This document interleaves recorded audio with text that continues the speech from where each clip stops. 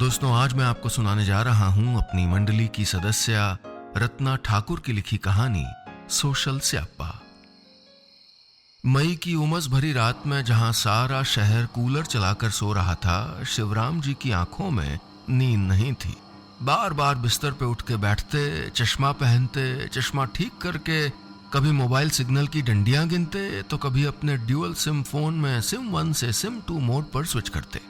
जब बड़ी देर तक सिग्नल नहीं आया तो उनकी बेचैनी गुस्से में बदलने लगी। ऐसा नहीं था कि शिवराम जी को कोई कॉल करने के लिए सिग्नल की दरकार थी।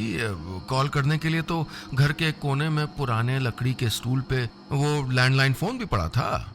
अरे वही फोन जिसको कभी रोज झाड़ पोंछ के साफ करके क्रोशिया कवर से ढक के रखा जाता था, जिसके डेड होने पे वो अखबारों के एडिटर तक को चिट्ठियां लिख देते थे। बेचारे पे आज धूल की इतनी मोटी परत जम गई थी जिस पे नंबर लिख के सेव किए जा सकते थे, पर आज ये फोन उनके किसी काम का नहीं था। उनकी बेचैनी का कारण तो कुछ और ही था ना। आज ही उन्होंने फेसबुक पे मोह माया के जंजाल पे एक बड़ी अच्छी कविता पढ़ी थी और हमेशा की तरह अपनी वॉल पे चिपका दी थी। कविता में बड़े सुंदर तरीके से दुनियावी चीजों से मोह न रखने की सीख दी गई थी।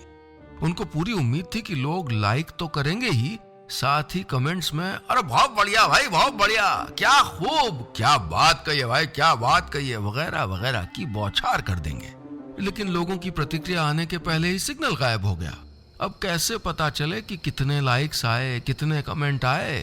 बार बार चेक करने पे और phone switch off switch on करने पे भी जब सिग्नल नहीं आया तो उनको मोबाइल कंपनी पे गुस्सा आने लगा। क्या फायदा है भाई ऐसे कनेक्शन का? है कंपनी वाला कह रहा था साहब ये 4G है, बंदूक की गोली की स्पीड से चलता है, अमेरिका के मुकाबले का इंटरनेट है। बड़े आए अमेरिका वाले। अरे अमेरिका में ऐसा होता तो लोग करोड़ों रुपए का दावा ठोक देते। वहां तो सुना है गरम चाय पीते हुए जल जाओ तो भी हर्जाना मिल जाता है, और हमारे यहाँ ऐसा हो तो दुकान वाला तो आपको डांट लगाएगा ही, और सड़क चलते 4 लोग और ताने मार जाएंगे कि भैया क्या जरूरत थी इतनी गरम चाय पीने की। और तो और अमेरिका में तो, इससे पहले कि वो अमेरिका की और खूबियां याद करते, पत्नी जानकी देवी करवट बदल के बोली, अरे ऐसा कौन सा प्रधानमंत्री का फोन आवे बारो है कि तुमको नींद नहीं आ रही? अरे प्रधानमंत्री से लेके मंगल ग्रह की सारी खबरें यही फोन में मिलाते हैं, तुम क्या जानो? जानकी देवी बड़बड़ाई, हाँ पड़ोसी कने का हो रहा है ये तो पता नहीं है, मंगल ग्रह की खबर जान बेचारे। वो कोई करारा जवाब सोच ही रहे थे कि जानकी देवी फिर से खर्राटे भरने लगी। अब शिवराम जी पत्नी को क्या बताते कि फेसबुक उनके लिए उतना ही जरूरी था जैसे मुफ्त की दावत के बाद हाजमे की गोली, और पोस्ट पे कमेंट ना आने पे उनकी हालत ना दूल्हे के उन जीजाजी जैसी होती थी जिनके घंटों नागिन डांस करने पे भी कोई न्यौछावर ना कर रहा हो कुछ। जब से सोशल मीडिया ज्वाइन किया है, मजाल है जो कभी बिना शुभ रात्रि लिखे सोने गए हो। इसीलिए तो आज नेट डाउन होते उनकी आंखों की नींद उड़ गई थी। आज के शिवराम जी को देख के कोई कह नहीं सकता था कि 1 साल पहले वो समय काटने के लिए परेशान थे। नौकरी से रिटायर होने के बाद खाली समय उनके लिए एक बहुत बड़ी समस्या बन गया था, और उससे भी ज्यादा घर वालों के लिए। खाली बैठे हुए उनको कभी घर में लगे जाले नजर आते तो कभी बर्तनों में साबुन। अब ये तो हिंदुस्तान का अलिखित कानून है कि आप ईश निंदा भले ही कर लें, काम वाली बाई की निंदा नहीं कर सकते हैं। सो इस मुद्दे पर न सिर्फ उनकी आवाज दबा दी गई बल्कि कड़ी चेतावनी भी जारी हो गई। टीवी रिमोट पे तो वैसे भी जानकी देवी का अधिकार था। उन्होंने 1-2 बार न्यूज देखने की कोशिश की तो जानकी देवी बोली, अरे का धरवा न्यूज में मार गरा फाड़ फाड़ चिल्लाते रहते हैं, ऐसे अच्छो तो तुम अखबार पढ़ो बैठ के। लेकिन अखबार भी कितना पढ़ते? रोज सुबह अखबार लेके बैठते, लेकिन राशि फल, भविष्य फल से लेके जन्म मृत्यु वाले कॉलम देखने पर भी 1 घंटे से ज्यादा टाइम पास हो ही नहीं पाता था। ऑफिस के अलावा कहीं जाने की उनकी आदत नहीं थी। एक दिन बैंक जाने के लिए निकले तो अनजाने में स्कूटर दफ्तर की तरफ मोड़ दिया। फिर उनको अपनी गलती का एहसास हुआ। उन्हें लगने लगा था कि वो दुनिया के सबसे फालतू आदमी हैं। अपनी परेशानी उन्होंने अपने दोस्त शर्मा जी को बताई तो शर्मा जी ने सोशल मीडिया ज्वाइन करने की सलाह दे डाली। उनकी ट्रेनिंग करने की जिम्मेदारी भी ले ली। शर्मा जी ने भरोसा दिलाया था कि सोशल मीडिया में कदम रखने के बाद उनकी समस्या हल हो जाएगी, उनकी जिंदगी बदल जाएगी। अरे सोशल मीडिया के चक्कर में तो आदमी को दिन के 24 घंटे कम लगते हैं। उनकी दिनचर्या में तो सिर्फ 8 घंटों की बढ़ोतरी हुई थी। उन्होंने मना किया तो शर्मा जी बोले, अरे तुम शुरू तो करो यार, देखो कितना आनंद आता है। इस 5 इंच की स्क्रीन में पूरी दुनिया समाई है। ये देखो। मोबाइल स्क्रीन पे अंगूठा फिराते हुए शर्मा जी उनको सोशल मीडिया की दुनिया ऐसे दिखा रहे थे जैसे महाभारत युद्ध में कृष्ण भगवान अपना मुंह खोलकर अर्जुन को सारी सृष्टि दिखा रहे हों। शिवराम जी ने भी इस ज्ञान को अर्जुन की ही तरह भक्ति भाव से ग्रहण किया और बस यहीं से उनकी जिंदगी बदल गई। अपनी 30 साल पुरानी फोटो को प्रोफाइल पिक्चर बनाकर वो फेसबुक की दुनिया में कूद गए। शुरू में बहुत दिक्कतें भी आई थी। कभी किसी दोस्त की 6 साल पुरानी पोस्ट देख के उसको प्रमोशन की बधाई दे देते, तो कभी किसी खुशी वाली बात पे स्माइली के बजाय एंग्री वाला साइन क्लिक कर देते।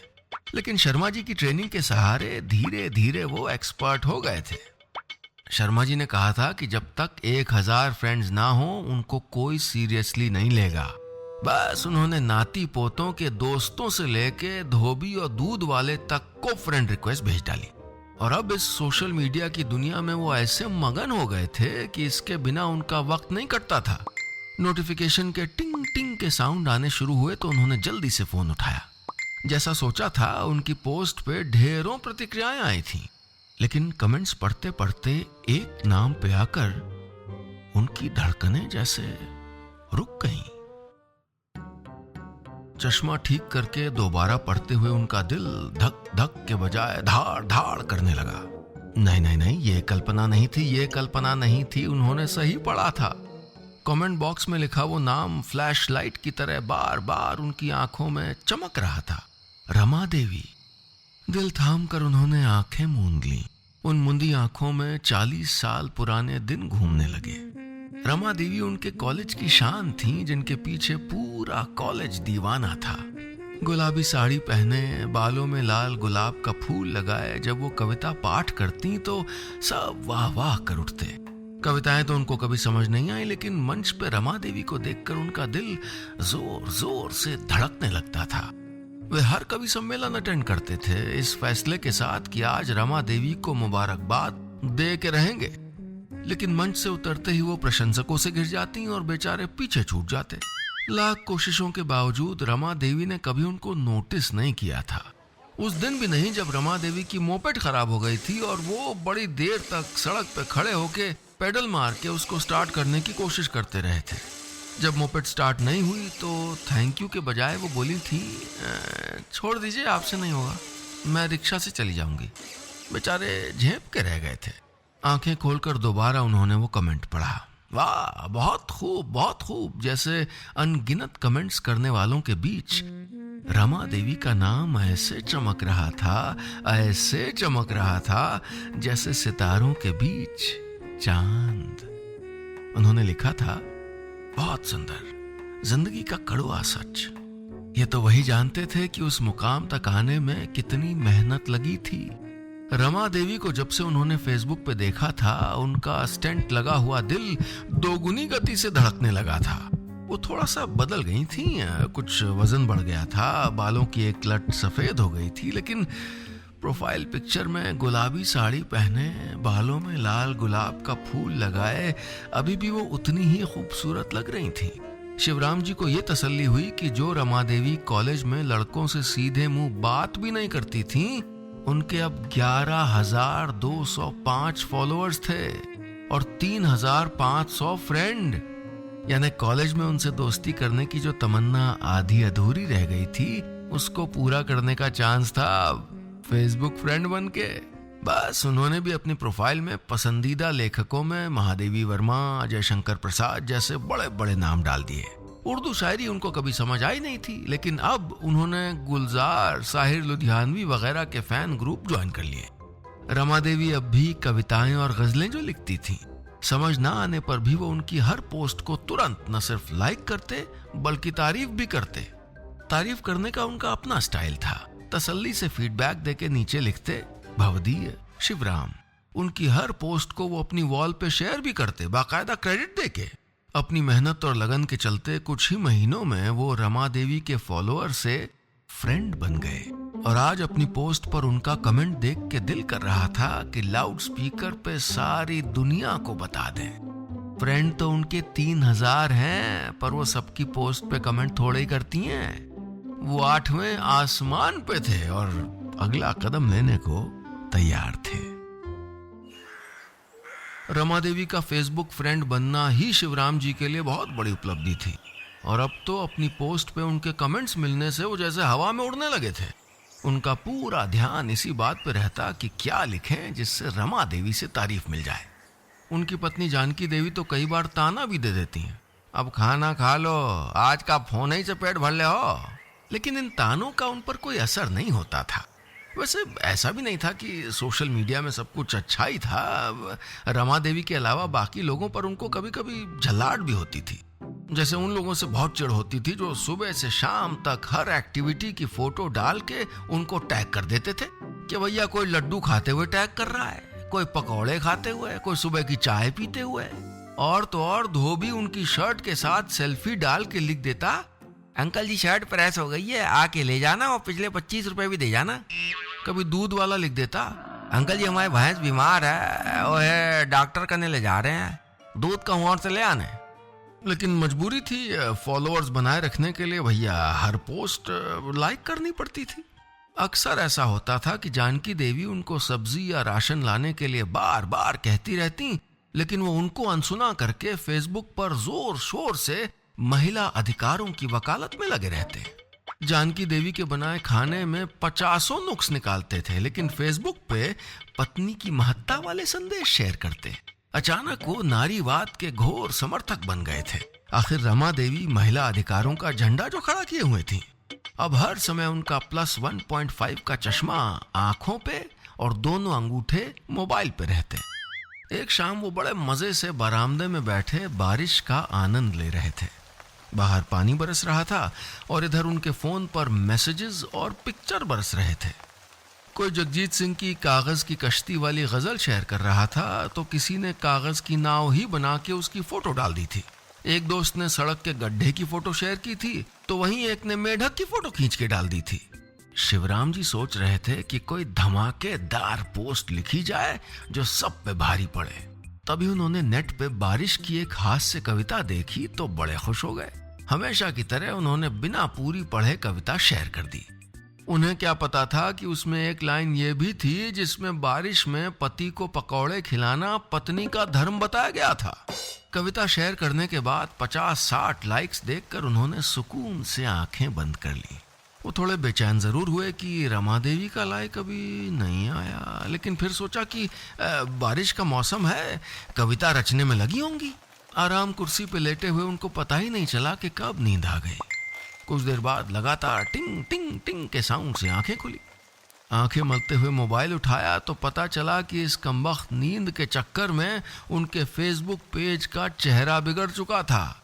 उनकी पोस्ट पर गर्मा गर्म बहस छिड़ी हुई थी और ज्यादातर मैसेजेस में रमा देवी को टैग किया जा रहा था। उनके तो होश उड़ गए। शिवराम जी ने बारिश पर जो पोस्ट डाली थी उस पे बहस छिड़ी हुई थी। पोस्ट पे आए 235 कमेंट पढ़ते हुए वो इस बहस का सर पैर समझने की कोशिश कर रहे थे। पता चला उनकी पोस्ट को घोर नारी विरोधी मानते हुए रमा देवी ने न केवल उनकी कड़ी निंदा की थी बल्कि ये भी कह डाला था, शिवराम जी आपसे ये उम्मीद ना थी। पत्नी क्या पति की गुलाम है जो पति बारिश के मजे ले और वो पकौड़े बनाती रहे। इस कमेंट का कुछ लोगों ने समर्थन किया तो कई लोग विरोध में खड़े हो गए। शिवराम जी समय रहते कमेंट देख लेते तो माफी मांग लेते, बल्कि शायद पोस्ट ही डिलीट कर देते, लेकिन अब तो ये बॉल उनकी कोर्ट से निकलकर विंबलडन कोर्ट में जा चुकी थी जहां मंझे हुए खिलाड़ी धुनाई पे धुनाई किए जा रहे थे। रमा देवी की टिप्पणी पर एक बुद्धिजीवी सज्जन ने उनको हिपोक्रेट, सूडो फेमिनिस्ट और पता नहीं क्या क्या कह डाला था। इधर शिवराम जी इन शब्दों के मतलब डिक्शनरी में ढूंढ रहे थे और उधर दनादन कमेंट्स बरसे जा रहे थे। लग रहा था तृतीय विश्व युद्ध छिड़ गया हो और पूरा विश्व 2 खेमों में बट गया हो। पहले तो उनको ये देख के थोड़ा तसल्ली हुई कि रमा देवी अपने विरोधियों का बड़ी बहादुरी से मुकाबला कर रही हैं, लेकिन उनका ये कमेंट पढ़कर वो घबरा गए कि शिवराम जी आपके फेसबुक मित्रों ने जिस तरह मुझको ट्रोल किया है उससे आप पुरुषों की छोटी सोच पता लग रही है। इस पोस्ट पे मेरा ये आखिरी कमेंट है, मैं अब कोई कमेंट नहीं करूंगी। उफ, रमा देवी नाराज हो गई। अब क्या होगा? वो सोच ही रहे थे कि रमा देवी का अगला कमेंट आ गया, जिसमें फिर से विरोधियों को जवाब देते हुए उन्होंने उसको आखिरी कमेंट कहा था। सारे कमेंट्स पढ़ने पे पता चला कि पहले भी 5 बार रमा देवी ने यही बात कही थी कि ये उनका आखिरी कमेंट है, लेकिन अभी भी डटी हुई थी। अगस्त महीने के मॉनसून की तरह वो बार बार जाते जाते पलट के आती और फिर बरस के चली जाती। शिवराम जी की हालत किसी अनट्रेन्ड फायरमैन की तरह थी, जिसको बिना किसी तैयारी के आग बुझाने भेज दिया गया हो। वो रमा देवी के कमेंट लाइक करने के साथ साथ माफीनामा भी टाइप कर रहे थे, लेकिन लगातार आते कमेंट्स इसमें रुकावट डाल रहे थे। इसी हड़बड़ी में उन्होंने 2-3 ट्रोल्स के कमेंट लाइक भी कर दिए। और तो और रमा देवी के कमेंट पे जो जवाब लिखना था, वो कमबख्त उनको बुरा भला कहने वाले उस बदतमीज आदमी के कमेंट पे चला गया। पूर्णतः सहमत।